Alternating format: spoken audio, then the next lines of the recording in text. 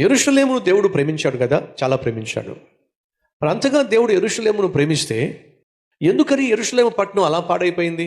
దేవుడు మిమ్మల్ని ప్రేమిస్తున్నాడు కదా, మరి మనకెందుకు కష్టాలు, మనకెందుకు సమస్యలు, మనకెందుకు నష్టాలు, మనకెందుకు అవమానాలు, మనకెందుకు అనేక ఆటంకాలు? దేవుడు బహుగా ప్రేమించినటువంటి సియోను పట్టణం, దేవుడికి బహుగా ప్రియమైనటువంటి యెరూషలేము గుమ్మములు ఎందుకు తగలబెట్టబడినాయి? జాగ్రత్తగా పరిశీలన చేస్తే దానికి కారణం కూడా బైబిల్లో ఉంది.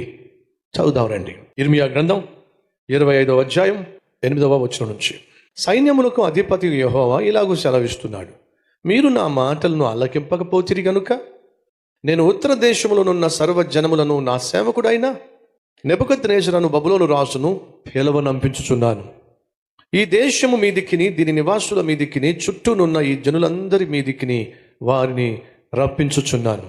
సో ఎందుకని యెరూషలేము పట్టణం తగలబడిపోయింది, గుమ్మాలు తగలబడిపోయినాయి? శత్రువులు బలవంతులు కాబట్ట? కాదు. మరి ఇశ్రాయేలీయులు చేతులారా శత్రువుని తమ పట్టణం మీదకి కొని తెచ్చుకున్నారు. ఈరోజు మన జీవితంలో కూడా ఎందుకని అనేక కష్టాలు, ఎందుకని అనేక నష్టాలు, ఎందుకని అనేక ఆర్థిక సమస్యలు, ఎందుకని కుదరని రోగాలు? ఒకవేళ మీరు జాగ్రత్తగా పరిశీలన చేస్తే మీ మనస్సుకు మనస్సాక్షికి తట్టేది ఏమిటో తెలుసా?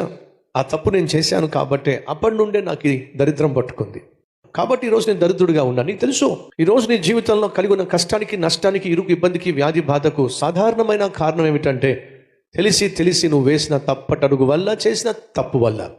ఒప్పుకుంటావా?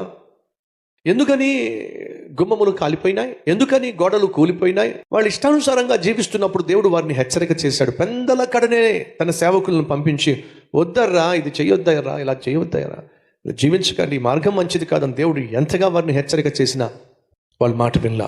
అనగా ఈరోజు నువ్వు ఏ స్థితిని కలిగి ఉన్నావో ఆ స్థితికి సర్వసాధారణమైన కారణము దేవుడు ఆశించినట్టుగా నువ్వు జీవించకపోవటమే వాస్తవం. యెరూషలేము యొక్క గుమ్మములు దేవునికి చాలా ప్రియం, అయినా ఆ గుమ్మాలు కాలిపోయినాయి. కారణము ఇశ్రాయేలు ప్రజల యొక్క అపవిత్రత, అవిధేయత అని. ఆ గుమ్మాలు కాలిపోయినప్పటికీ, గోడలు కూలిపోయినప్పటికీ దేవుడు విడిచిపెట్టేశాడంటారా? విడిచిపెట్టలా. నేను ప్రకటిస్తున్న దేవుడు ఎల్లప్పుడూ కోపపడేవాడు కానే కాదు. కనికరము చూపించడంలో ఆయన త్వరపడేవాడు.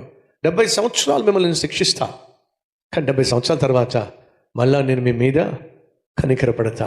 ఈ దుస్థితి, ఈ దుర్గతి నాకు పట్టింది అని చెప్పి మీరు ఎవరైనా పశ్చాత్తాప పడుతున్నారా? అయితే దేవుడు ఏం చేస్తాడో తెలుసా? మిమ్మును కనికరించి పోగొట్టుకున్న సమస్తాన్ని తిరిగి మళ్ళా మీ చేతికి అప్పగిస్తాడు.